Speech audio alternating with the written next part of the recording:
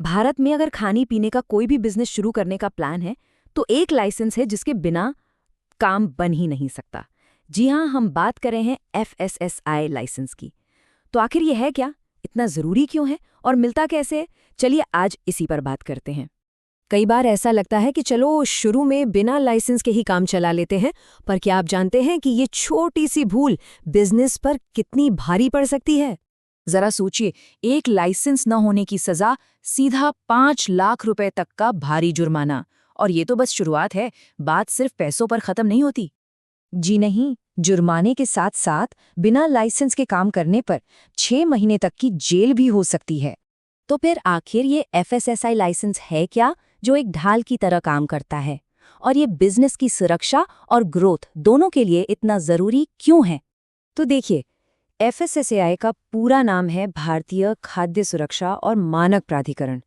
ये सरकार की एक संस्था है जिसका सीधा सा काम है ये पक्का करना कि देश में जो भी खाना बिक रहा है वो सेफ हो, साफ सुथरा हो और क्वालिटी वाला हो।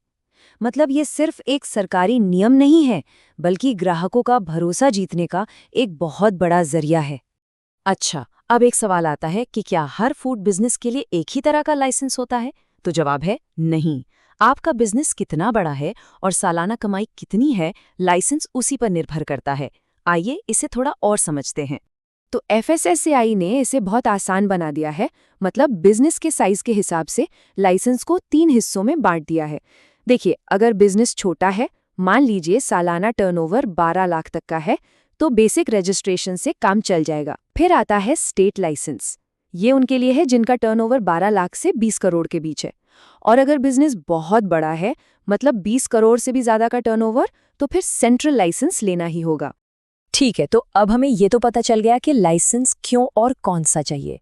तो अब सबसे जरूरी सवाल कि इसे लेने का रास्ता क्या है, मतलब प्रोसेस क्या है।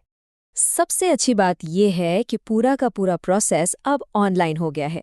आपको बस सरकार के फर्स्ट कॉस्ट पोर्टल पर जाना है, अपना बिजनेस टाइप चुनना है, सही फॉर्म भरना है, डॉक्यूमेंट अपलोड करने हैं और फीस जमा कर देनी है। बस हो गया। और आप अपने एप्लीकेशन का स्टेटस भी ऑनलाइन ही ट्रैक कर सकते हैं।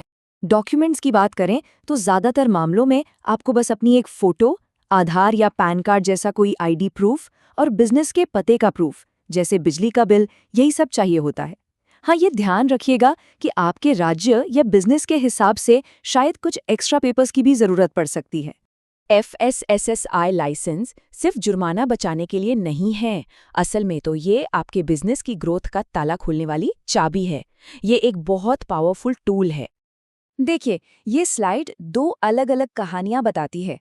एक तरफ है बिना लाइसेंस वाला बिजनेस जो बस लोकल लेवल पर ही सिमट कर रह जाता है, हमेशा कानूनी कार्रवाई का डर बना रहता है। और दूसरी तरफ है FSSAI लाइसेंस वाला बिजनेस।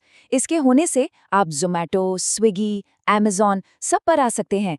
ग्राहकों का भरोसा बढ़ता है, ब्रांड की एक पहचान बनती है और ग्रोथ के सारे दरवाजे खुल जाते हैं। फर्क साफ है ना? तो अब सबसे बड़ा सवाल यही है कि पहला कदम कैसे उठाया जाए, शुरुआत कहाँ से की जाए। देखिए, आप चाहें तो सरकारी पोर्टल पर जाकर खुद भी अप्लाई कर सकते हैं। लेकिन अगर आपको इस पूरे प्रोसेस में किसी भी तरह की मदद चाहिए, कोई उलझन हो, तो एक्सपर्ट्स की मदद भी ली जा सकती है। मदद के लिए आप info@foodlicenseportal.org पर संपर्क कर सकते हैं। आखिर में ये पूरी प्रक्रिया एक बहुत ही सरल लेकिन ज़रूरी बात को पक्का करती है कि हम जो खाना खाएं वो हमारी सेहत के लिए अच्छा हो। तो सोचने वाली बात ये है कि क्या फूड सेफ्टी सिर्फ एक कानून है या फिर ये एक सफल और भरोसेमंद ब्रांड की असली नींव है?